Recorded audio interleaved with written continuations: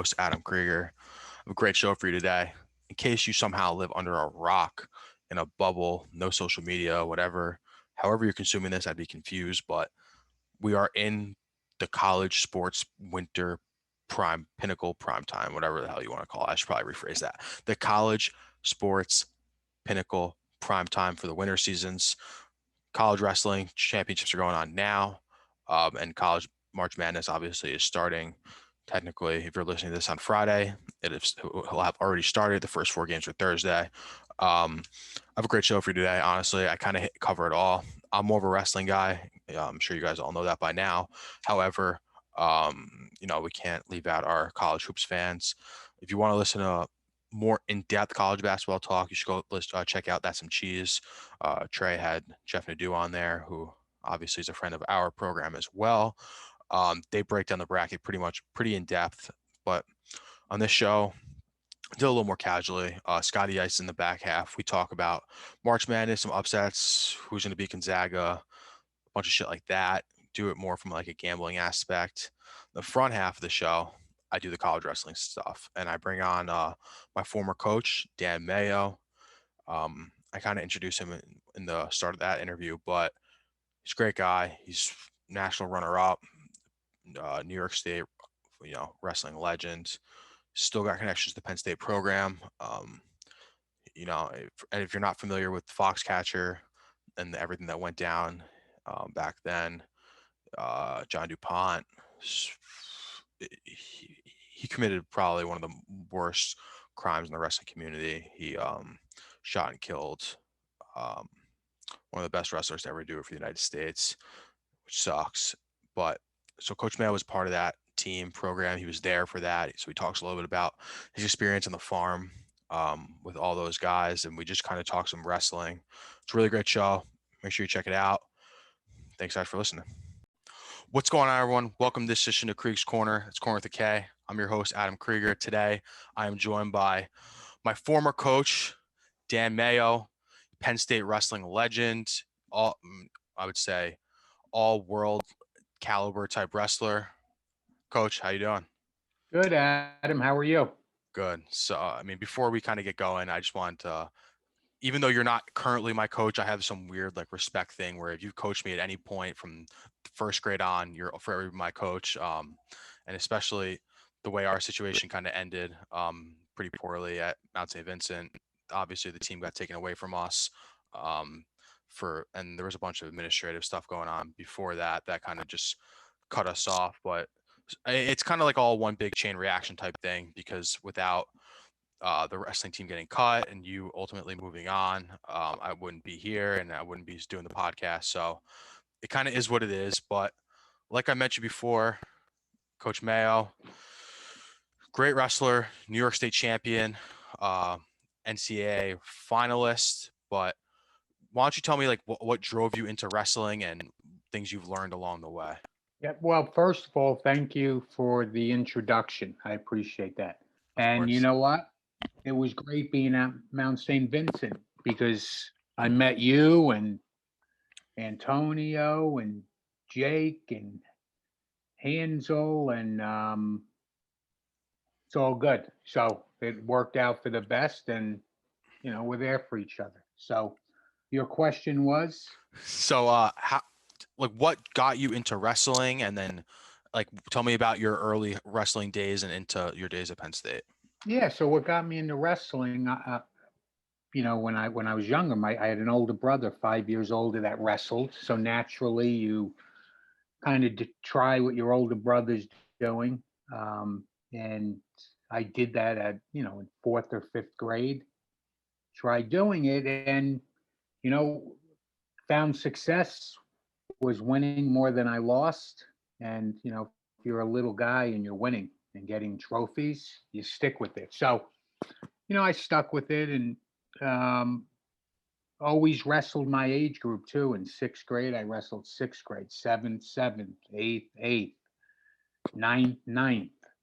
And then my father allowed me to try out for the high school team when I was in 10th grade. So then I found success then.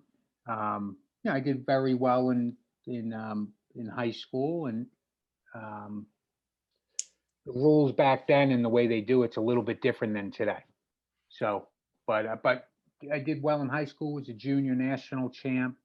Back then it was the tournament that you won that, then you were legit. And I did do that, and was a finalist my junior year there. So um, and that went led to Penn State, and my career there was good, but not what I wanted. Um, no one wants to take second, and at least I don't. And then from there, I believe I got better after Penn State. I chose to try to make the Olympic team in 1992, and which I started back at Penn State for a little less than a year, or a year or so, and then off to Foxcatcher. I was So asked to wrestle for them. that's something I want to get into a little bit later, the Foxcatcher stuff. But I do have one quick question about so obviously the recruiting world and the way that we get wrestlers into college is so much has changed. But what was your when did you know that you were capable of wrestling at a Division I level, and not even just a Division I level, an upper school? And what was the recruiting like back then? And there's less, obviously you can't text and do that type of stuff. Sorry to date you. It's a little different. No, that's all right. It's a little different, a lot different than it is today. So when I was in 10th grade, you know what? I didn't make it to the States, but back then, if you didn't win your counties, you don't go to the States. Right. I took second in the county, and the guy that was in my weight class was one of the best in the country. And Wayne Caton, who was one of Syracuse's best wrestlers, a two NCAA finalist, third place, kind of the same, same what I did. And so 10th grade, I did very well. I didn't lose, I believe, until Wayne Caton. So here we are, and we're the two best guys in the state, but he went. Of course, you happen to be in the same county, and we're in the same county. There's no wild cards. It's not like that. No. So he went. So, and that's okay. And then my junior year, I beat everybody, and then went to the state finals and was winning 6-1, and then lost 7-6, which I still can't believe I lost. One of my favorite things about you was that when we were coaching, and you were always, you had a different way of motivating wrestlers than I had been accustomed to before. But the one thing that I thought stood out to me the most was you never shied away from admitting your losses. You were very open about it and vocal about it, and what that made you learn, and how you moved on from there. So before we get too deep into the Foxcatcher stuff, what is probably the biggest thing you learned from a loss, which ultimately is not the goal, but well, when I was at Penn State, I think that was part of the problem. I put so much emphasis on winning. Like, you have to win. If you don't win, it's over. That's right. not the case. And, Penn State today is, what they do is they've won 8 of the last 10 national championships. They are the dynasty of all dynasties in wrestling. Yeah, and those kids there getting to know Kale and that staff, and my daughter going to school there and wrestling a former great wrestler, or marrying a former great wrestler, not wrestling. And my son just graduated from there, but being close and looking at their approach, it's don't worry about winning and losing, just worry about getting better at wrestling. The wins will take care of itself.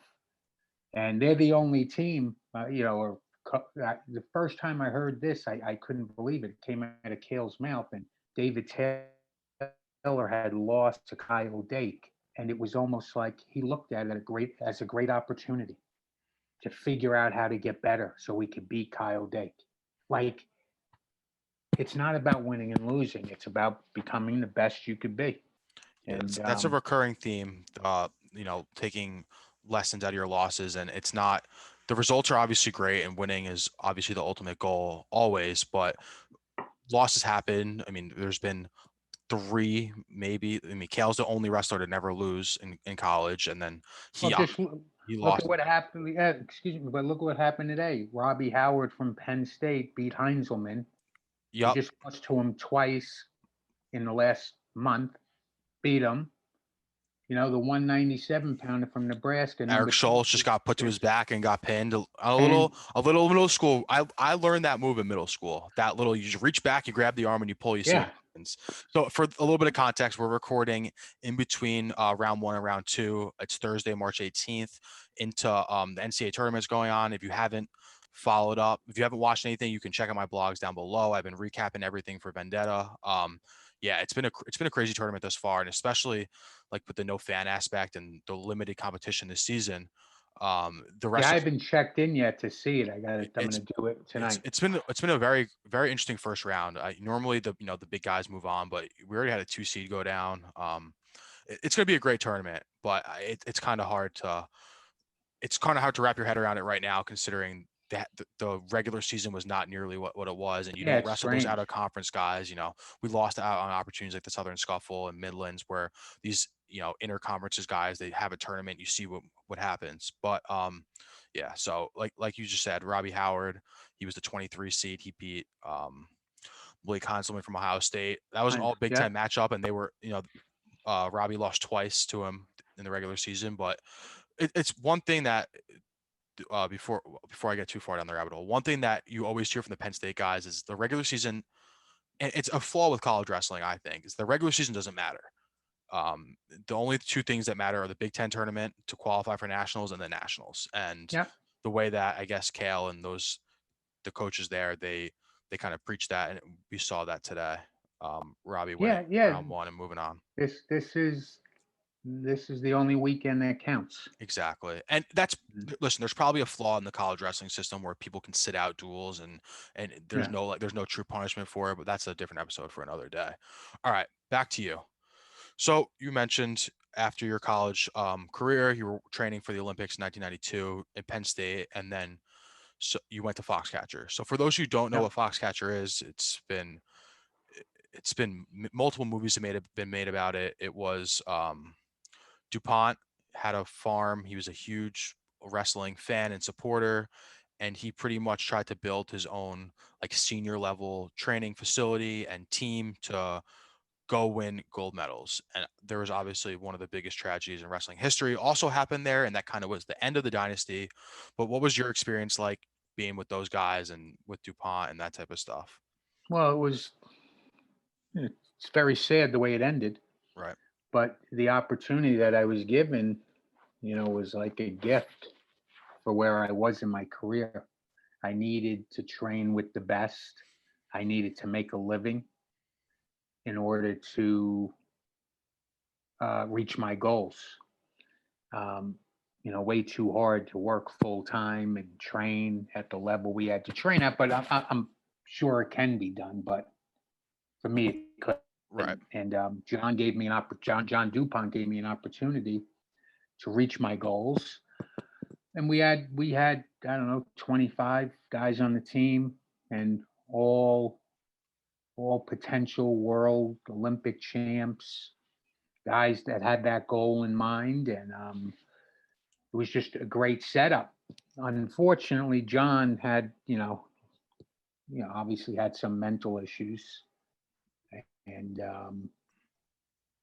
the issue with Dave Schultz. I mean, I'm sure it was brewing for a while, but I didn't pay much attention to it. I trained there at that time and then drove back home to the Princeton area.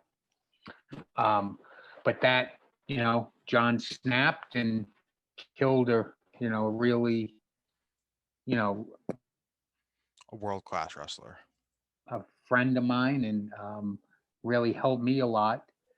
And John killed him because he had some issue with them. So the kind of the narrative that came out after that was that everyone kind of saw something like this coming. John had been like crazy, and he'd been acting more and more erratic.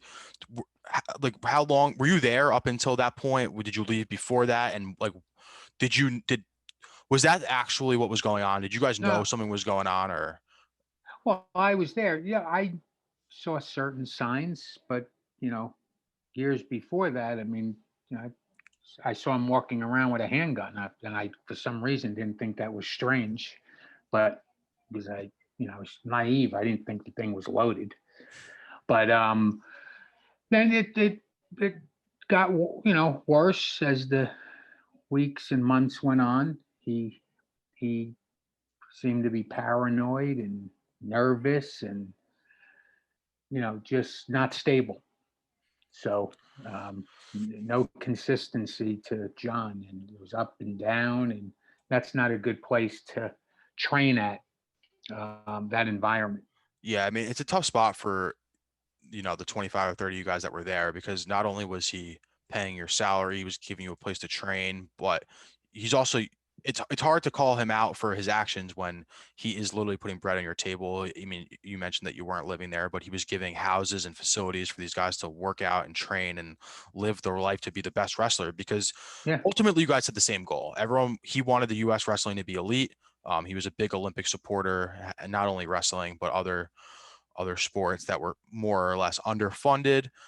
And it's kind of a weird spot for you guys to be in. But so aside from his personal issues, what was like the day-to-day life like training there? Because very few people have ever been able to call wrestling their full-time job, because there's no like professional wrestling at Yes. the level that we describe, not like fucking WWE and all that garbage. Okay. So before our brief He's little technical about to win another interruption, title.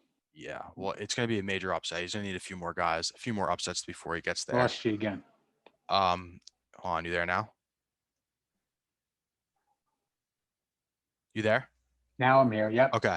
All right. So walk me through what training was like and what your day-to-day life was So there. day to day for Foxcatcher, we had practice about 9 o'clock in the morning.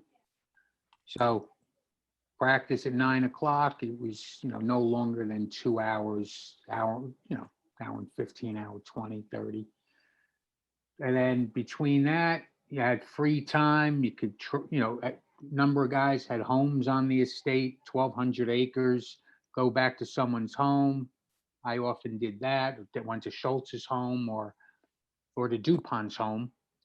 And then, or we knew the area. I knew the area, Pennsylvania, and just do your thing, and then practice at 3:30. And that was usually the harder go. Practice at 3:30, close to 2 hours, done, and that's it. And we had, masseuse. We had everything you needed, and so that was it. Unless we were traveling somewhere. So after you left the DuPont estate and left that life, what'd you do after you got into coaching, right? And then Well, after that, I just, I at the time I was married and had to get a job, but or continue wrestling and figure out how to make ends meet. But you know what? At that, after Dave, was killed, it was just crazy time, and I chose to, stop wrestling and go get a job. So now I'm 27, 28 years old.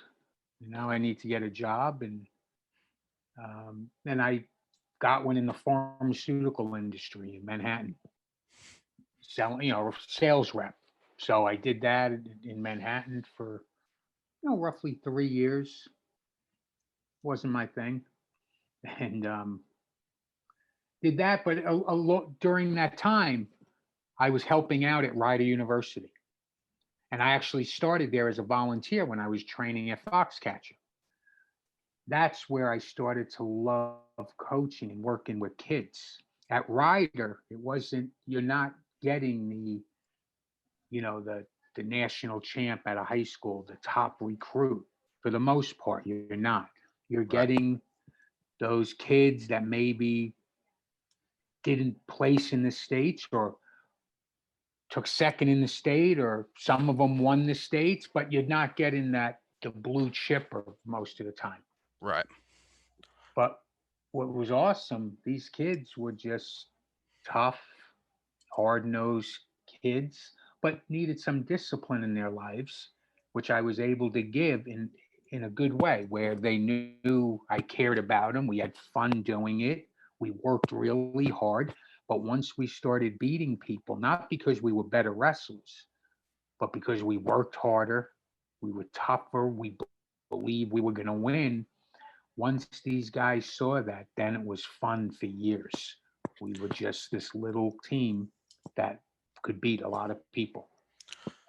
Yeah, it's and you kind of end up in a similar spot at Mount St. Vincent, where obviously it's Riders D1 and we were D3, but like the same idea, like us, we were all lower level, high school wrestlers. None of us were state champs. I mean, a few of us qualified for states, but we were kids that wanted to wrestle and we're just happy to have a chance to wrestle. And we saw the results were getting better.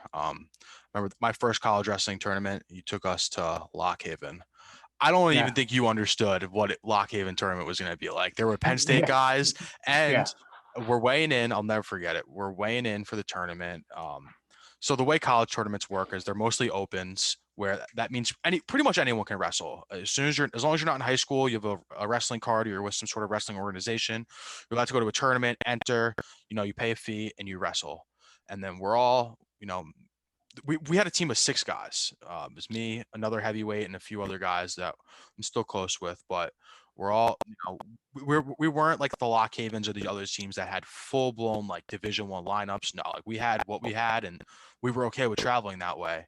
However, we turn around for weigh-ins. Cornell is there, or just one guy from First guy Cornell I is there. saw. Mark Ray, the coach or the Yeah. associate coach, is there. And all of a sudden there's this dude who's got 4 hoodies on. He's on the assault bike in the back of the room. I look over, I go, holy shit, that's fucking Yanni Diakmahalis, like one of the greatest wrestlers and at his age group, at our age group. I think he had just won the national championship the year Yeah. The year before before he won it. on a torn ACL. He's gotten multiple like world junior medals. He's literally a generational type wrestler. He's absolutely a freak. I look at Coach Mayo and I go, I think we're at the wrong tournament. And I don't think any of All us I were mad said that was, day, but good luck, Jake. yeah, poor Better Jake. you than me. Luckily, Jake wasn't in the same bracket as him, but yeah, that was a big wake up call, because like I said, that was my first wrestling tournament. A few of the other guys have been on the team for a few years and been to wrestling tournaments like that, but not one quite like that. Yeah, that We only won one match that day, and it happened to be me versus my other teammate. That sucked. yeah, but yeah, I remember that. But that was that was a lesson for me. Oh, and it was a lesson to us too, because we saw where the cream of the crop was, and Yeah. obviously we're not the cream of the crop talent, but we were like, all right, like this is how you wrestle, like this is what a college tournament is like. Like we saw like one of the most extremes, and then we went to our next tournament and we all started doing a little bit better, chipping Yeah, away, yeah. and it's just one of those things. Well, the Mount St. Vincent's, they did not care much about the program. Clearly, they They cut that never shit. had Cut that any shit the next year. intention to care about it, and that's unfortunate. So, Sucks for us, but all right, Coach, what are you up to nowadays?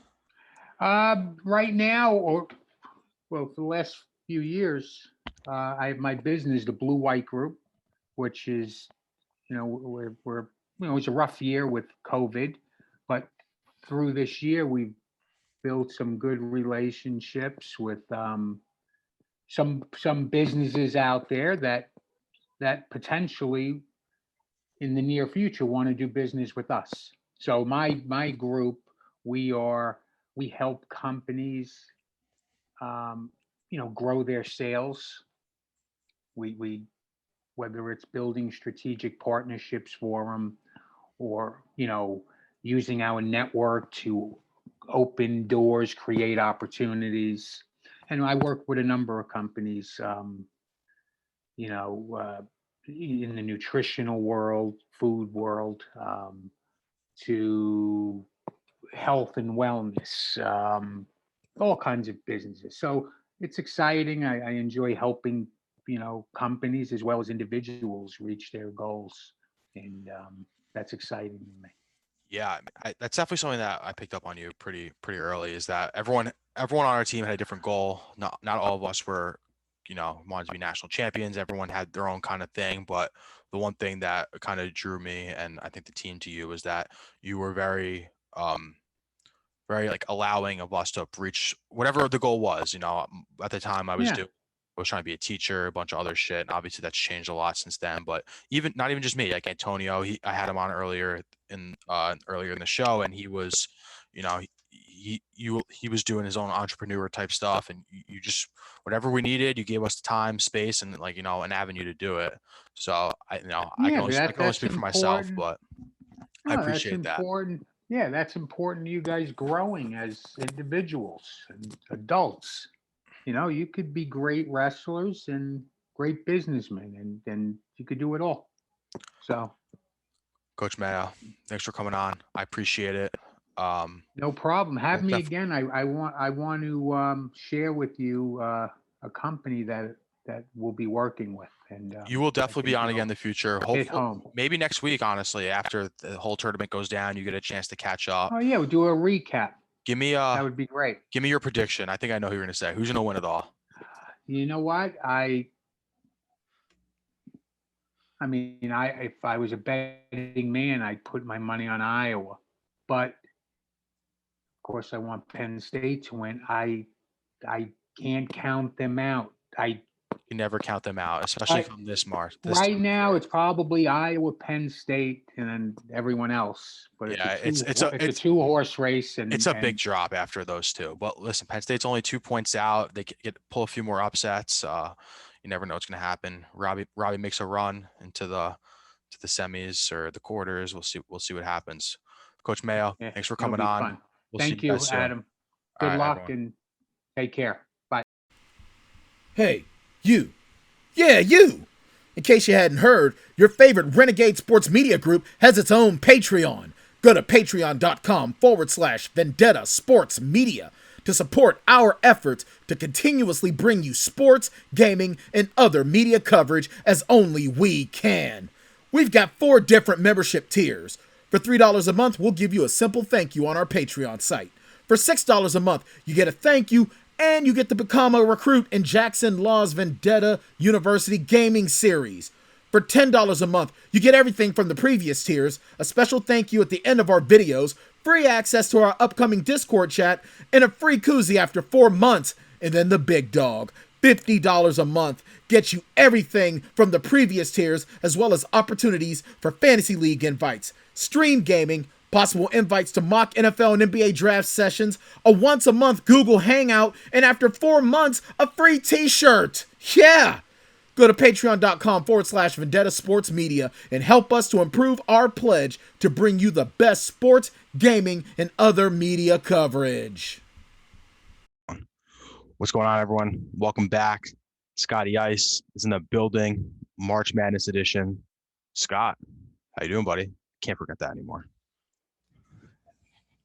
What? I can't drink this twisted tea? No, I said I can't forget that anymore. The one Oh, time oh, oh, I don't ask you how you're oh. doing. All right, This is what start we over, get. start over, start over, start No, over, no, start over. we're rolling.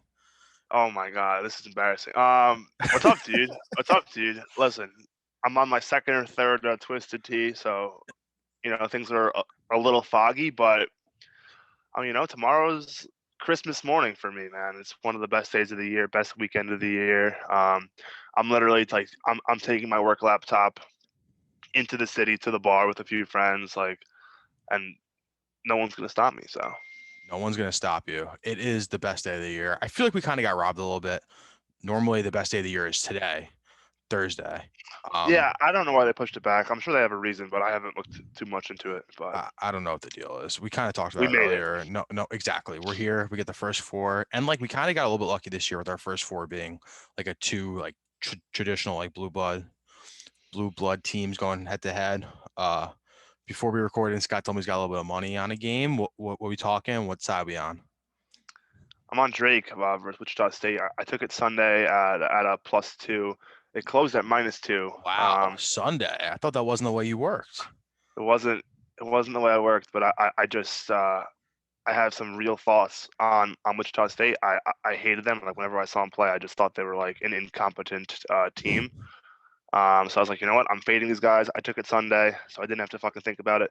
And it worked out because the line moved in my favor, but I just turned it off because it was stressing me out. And I came to record the podcast. There's like 6 minutes left. My boys are down, but listen, we're going to end record. I'm going to check the score. It's going to have won or lost, and I'm going to go get some dinner. On to the next one. All right. Exactly. Like we just previewed, obviously, March Madness is coming up. The real first day is tomorrow. We're recording this on Thursday, this 18th, the day after St. Patrick's Day. However, today's a big day for me. I don't know if you know this, Scott, but Thursday is also the kickoff of March Madness, the wrestling championships. So from 11 a.m. To literally until Saturday night, we got straight wrestling wall to wall. I've literally brought up every single TV in my house, plugged them in, monitor style. I'm like a full-blown nerd. Luckily, we got a little hiatus in between the sessions. So if you're gonna, and obviously if you're at this point in the show already, you already heard Coach Mayo. We talk a little bit about the NCAA's wrestling stuff, but now strictly basketball. Before we get into basketball though, Scott, you premiered this segment last week. One thing I learned on TikTok, hit me with yours. All right, here's mine. Listen, you might think it's half-assed, but it actually hit me pretty hard. There's on TikTok, there's all these couple accounts where it's like the boyfriend and the girlfriend, and they post themselves doing cute couple shit. I follow a few who I like, who make me laugh or do funny things or cute things that get me invested. One couple that I follow just posted, this is the happiest looking couple ever. Like, you would have thought they were so happily married. They have a kid. They literally, okay. I know they what you're just talking about. fucking Continue, announced. I have to text You know someone. what I'm talking about? I think I saw it yesterday, actually. Well, this couple who I love, they just announced that they're separated. They have the cutest daughter. They have like hilarious content, and what I learned is that you really just can't judge happiness on the surface. Like, anyone can look happy, like when you first see them or when you first talk to someone, but like you just never know what's actually going on inside someone's head. So it's important to know people beyond just surface level. Is it Cat and Matt?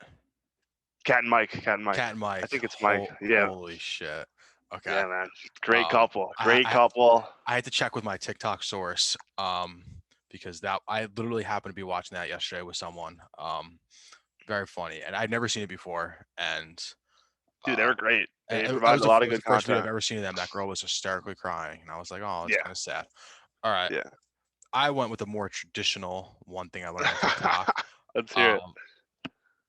All right, since we're doing this, right? Full transparency, my TikTok algorithm has not fully corrected yet to what I want it to be. I'm still getting videos like that, and like, whoa, I love those videos. I understand, but you follow those people, and like, Yeah. you built your. I don't follow anyone on TikTok except you, actually. But so I had to call. I had to call. You said you want to plug it? Plug it. No, I'm just kidding. We'll do it at the end of the show. Dude, That's hilarious. Okay. While we're talking about your TikTok, the one of the other day of pass the phone to the friend with. Yeah, that was funny. Yeah. That got a couple thousand likes, man. Yeah, it's one of my better ones. That one blew up. That was one on my For You page, not even on my following. It was funny. All right. Mine was, it seems to be like a little college textbook scam, way to get your books for free, because Lord knows college is so fucking expensive and books are crazy on top of it. If you go to gen.lib.rust.ec, apparently that works. You type in your ISB number or whatever the hell that code is, you hit download, and you get the whole book in PDF form. Something to keep an eye out. Of course, I already ordered my textbooks for this semester. Yeah, but we'll see. Yeah, dude, textbooks are a fucking scam. Such a scam, crazy bro. how especially when the teachers sell their own textbooks. Like, Lord, like, yeah, we know the school's paying you. We don't need to get some extra. We don't need your extra cash. Okay, that was a TikTok. That was a TikTok segment. Into March Madness. Scott, when I was first filling out my bracket, I usually like to do my bracket like one shot, done, gut reaction. It's worked for me. Well, it worked for me the first time, and I've never really done it again. That was with Villanova. I had a problem this time, though. The first time I did my bracket, I had all 4 1 seeds. Yeah, that's a problem. So I went back. I went back and I changed a little bit, but we're kind of work our way backwards. Who's the first 1 seed that's going to lose? I think it's going to be Michigan. I'm thinking Michigan. So they're one of their like key players. He has like a stress injury in his foot. Is what they're calling it.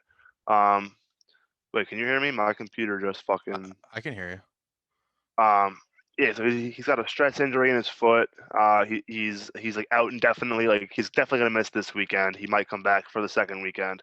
But he's like the kind of player. He plays good defense, knocked down from three. Like been a starter all year, hasn't missed a game. So I really think that his absence can hurt. Just a guy that you can count on to knock down shots, play good D. And I think it's going to hurt them, and I think they're going to go down to St. Bonaventure in the second round. That's what I got in my bracket. Really? St. Bonnie's That's early, my huh? pick. That's my pick. I mean, they're just as likely to beat them by 20, but Of course. Well, I had the Bonnies to make it out of the round one. I do have them losing to Michigan. I actually have Michigan losing in the Elite Eight to Texas, who I think is probably a more underrated team. And at the end of the show, we're going to give our maybe some a little bit of future picks to sprinkle on there. But there's someone to keep an eye on. Yeah, I mean, so because it's Gonzaga's year to lose, right? Is it that? I think so. Everything I've heard, seen, read is like it's Gonzaga's year to lose. They've been the best team all year, and they have a pretty on paper they got a pretty easy draw their first few rounds. Like not much of a threat, up until the Elite Eight or so. So. They've beaten everyone in their side of the bracket already. Like that, I feel like that never happens. Like you never get that kind of, especially on a year like this where you're playing like your own conference so many times, and Gonzaga's conference obviously is not, the Big Ten or the ACC or any of these like traditional Power Five conferences. They're obviously a great basketball team and have been for the last decade plus. But it's weird that they're going to play they've beaten every team they played already. Yeah. Yeah. All right. So give me your Final Four quickly, and then we'll kind of think why you think your Final Four. Final Four. So it's kind of like you said. Like I mean, your initial Final Four was all 1 seeds. My final is Gonzaga versus Illinois, who are both 1 seeds. I mean Gonzaga, I picked to win them all like in this bracket just because I think.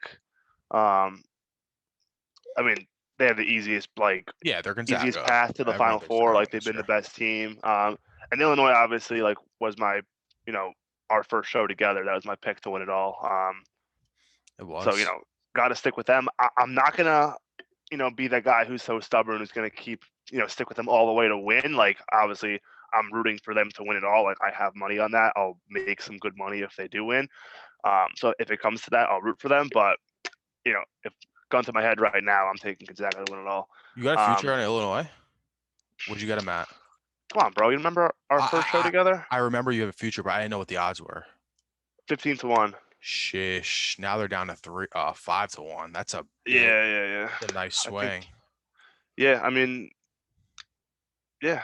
I'm pulling for them all the way. I mean, obviously chances are they're not going to win. Like chances they'll probably lose Elite Eight. They got some tough games they'll have to get through, honestly, just to get there.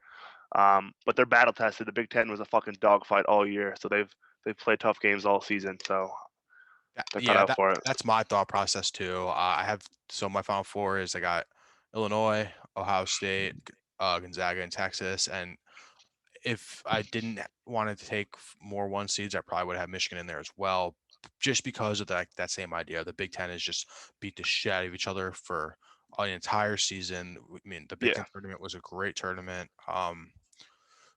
What do you think about Alabama? I mean, that end of the Alabama LSU game was incredible, even for a casual college basketball fan like me. Watching the Alabama coach going fucking nuts, she gets me fired up, even as a casual. But are they're legit or no? Yeah, no. I that team's got athletes. They got a great coach. So this coach, he comes from Buffalo, and he had Buffalo relevant every year. Like a few years ago, Buffalo beat Arizona, like back when DeAndre Ayton was there. So like this team was like this guy can build a program quick. This is only his second year in charge at Alabama, and he's already got them like a top 10 team in the country all year. So that team is super legit. But it's it's March Madness for a reason, man. Like these teams, any given day, like if you're not shooting well, if you're off from three, if you're not making free throws, like you're not playing good defense, like any tough matchup can have these giants knocked out early. That's what makes it so much fun. Yeah, it literally is madness. They call it this, like you said, for a reason. And we went over our last show together. We did our best March Madness moments, coming into that, and some of them were obviously like some of the biggest upsets in college history. 16 seed, um, beating the one, whatever the case may be. All right, so you already told me that you got Illinois 15-1 preseason or middle of the season, whenever you got it. What else do you thinking? Are you gonna take another future, or are you just gonna ride with the dogs you got? Nah, I'm just gonna ride. I mean, I'm gonna be, placing bets throughout the tournament. But in terms of futures, like I got my bracket to kind of push through that rush. And I definitely have a few teams who I like, who I intend to bet like most rounds, but I have that Illinois ticket to kind of get me through. You know what I'm saying? Yeah, scratch the itch. What are your teams that you think you're gonna be betting ATS week in and week So out? so here's a trend that I read that I find very interesting, and I Ooh, feel like I love me some trends. it kind of goes against like what the average person would think. So um only two of the last eight like March Madnesses has a team that won its conference tournament actually won the big dance itself, which is crazy because everyone's always thinking about like, oh, like which team's hot, like who's the hot team, who just won the Big Ten tournament, like are they going to win it all? It's really not the case. So, like obviously, like Texas just won the Big 12 tournament. A lot of people love Texas. Like they look super good. Like they're hot. I think what's underrated is like the week in between, the game starting and the conference tournament ending is actually a big deal. And like you can kind of cool off, so to say. Like, yeah, like you're still practicing, but they had that rhythm of playing games every single day. So that's one thing to note. So, I mean, I love Texas. I actually was betting them during conference tournament and they were winning. But I do have them losing to UConn. I think in the Sweet 16, I took that. And again, listen, what's Damn, funny so about this shit is that you're going like against Maryland. Maryland's out round one. Maryland's out, dude. Maryland's Damn. out. I mean, Maryland's out, man. I took them Listen, for bro, shits and gigs. dude, the bracket is business. This is business. Okay, I will say the bracket that we're both in, through our mutual friend, has been it's run by a UConn alum, and the people that have won the bracket in the past have taken UConn as like a 12 seed or whatever crazy low seed they were and won the whole thing. I'm Oh, not fuck saying that. I'm not saying Fuck Maryland's gonna that. do that type of run, but Oh, no, I mean, dude, Maryland we're talking literally, about business. Maryland lacks talent. Like, I mean, yeah, they might beat UConn. I wouldn't be shocked if they beat UConn, but like, I mean, they're a 3-point underdog. They could easily win the game, but Dude, college basketball's um, crazy. I don't know if you crazy. saw this, but Indiana had two boosters pay for one paid for their head coach to be fired, the $10 million severance or whatever the hell you want to call it, and the other one's going to pay for the new coach's salary. Like college basketball is nuts. It's just college sports in general. Nuts. Nuts. Dude, what do you think about the NCAA throwing trackers on these kids? I think it's crazy, man. You've obviously seen that. Yeah, I've seen that. I've seen these kids talk about like potential protesting, all that. The kids aren't going to mean, protest just because the coaches make so much money off of it, and the coaches, it's such a weird dynamic because like the coaches seem to be like advocating for their players and all this and that, but the coaches got to understand, and they obviously do know it, is that if their kids start getting paid, their salaries start going down and down, and it becomes less and less important, and the schools hate it. The schools yeah, would for sure. hate it, but.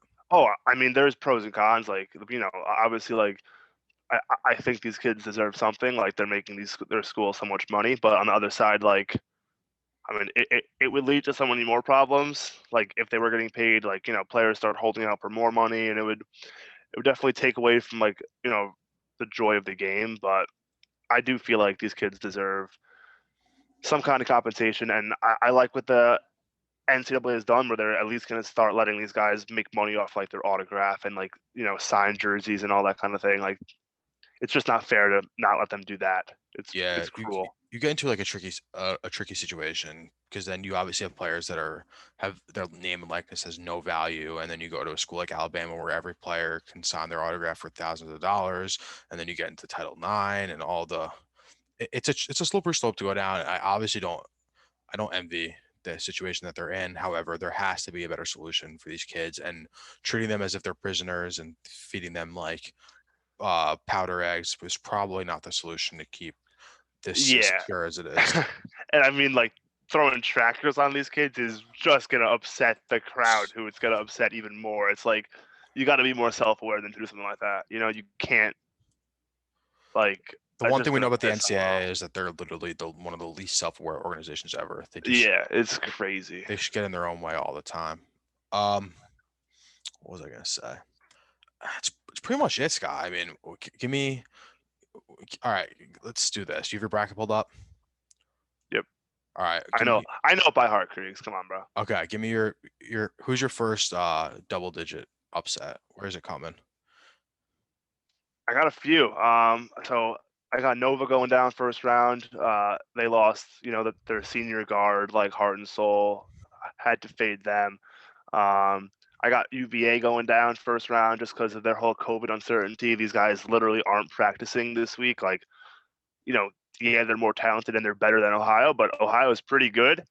And like I said, like, just not having a week of practice, like the talent gap isn't that severe where a week of no practice isn't going to hurt them. I want to talk about that. Okay, so it's Virginia, Ohio. So you got Ohio winning round one, obviously.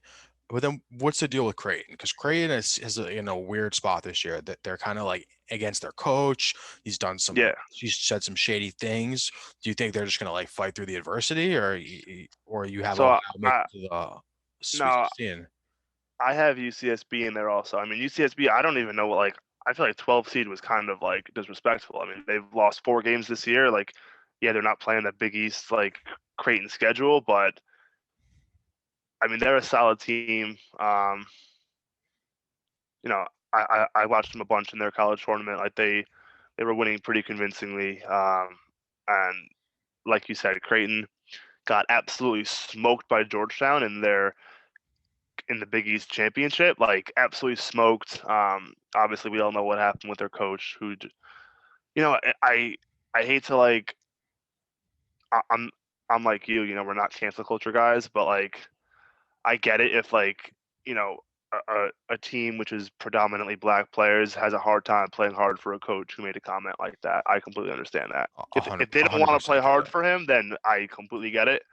I don't love, like, people in the media who don't know him personally, who, like, aren't there, like, judging him. But if the players who know him and know what he's about aren't comfortable playing for him, then that is their fucking right. And, like, it'll show, if they don't want to play for him, it'll show.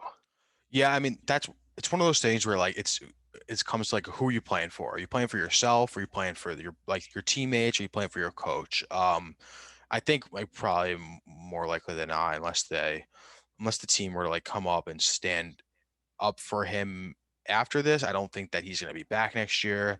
They'll probably find some, like, loophole in a contract, like a good faith clause to get him out and not have to pay anything, because Creighton's not like those Big Ten teams that we mentioned. Obviously, they're a Big East team, but the Big East is not what it once was, and the boosters and that type of stuff aren't as predominant as they would be for Indiana. So there's going to be some issue, but, like, it would be interesting to see them. It's an interesting debate. Like, is you playing for yourself? You playing for your team, your school? Like what does that have to do with it? But yeah, I mean, it's got to be a tough time in the locker room right now of figuring out what they're gonna do. For sure. There's some shitheads in the world, huh, Scott? There's some shitheads, dude. For sure. That's the best way to put it. But I'm on UCSB in my bracket. I'll probably throw some money on them as well. Yeah, man, I'm really fucking excited for this weekend. Like, I've been excited. We're here. We finally made it. We got robbed last year, but Let's fucking do it. Yeah, we did get robbed last year. We're back this year. It's kind of just like it almost doesn't feel real. Just because it's like everything that's been going on. Like it feels like I'm waiting for like it sounds bad, but I'm waiting for the first like positive test or the first like inconclusive test to come out, and it's gonna be, I'm sure, like either later tonight after we're done recording or tomorrow morning we're gonna get an alert on our phones and be like, oh fuck, like this whole thing is going down. It's the year 2021. Nothing's really changed from 2020. Trying to get our hopes up, but Right. Yeah, Scott, I appreciate you coming on, squeezing me in your busy schedule. Enjoy those tweets. Enjoy dude, dinner. I just checked, man. Drake got the win, so Wow. they came back. I don't know how I left the TV. They were down by 7, and they just won. So clearly right, this so podcast is good luck. Next time your bets that aren't looking great, hit me up. We'll hop on a Zoom. Hell yeah. We'll live chat it out and we'll figure it out. Why don't you plug your TikTok for the fans at home so they can get some clout? Oh, dude, if I can get some more followers, that'd be great. I actually haven't provided much content since the passing the phone TikTok, but so it's just at S Iceland, my last name EISLAND. I'm currently at 844 followers, dude. Like, wow. I probably only know personally like 12 of them. Straight up. TikTok's weird, So, bro. It's so weird. People are fucking weird when they just follow you for no reason. But funny content. Content is king. Yeah, I'm gonna have to come up with some new shit soon. Hey, if that keeps blowing up, maybe I'll post our Kriegs Korner on there. Dude, maybe I gotta get some show clips formatted for TikTok for you to post. Oh, I could do that. TikTok king. TikTok king, Scotty Ice. Thanks for coming on, buddy. Enjoy the rest of your day. Enjoy your night. Hopefully your next win. Peace out, boy. I hope so.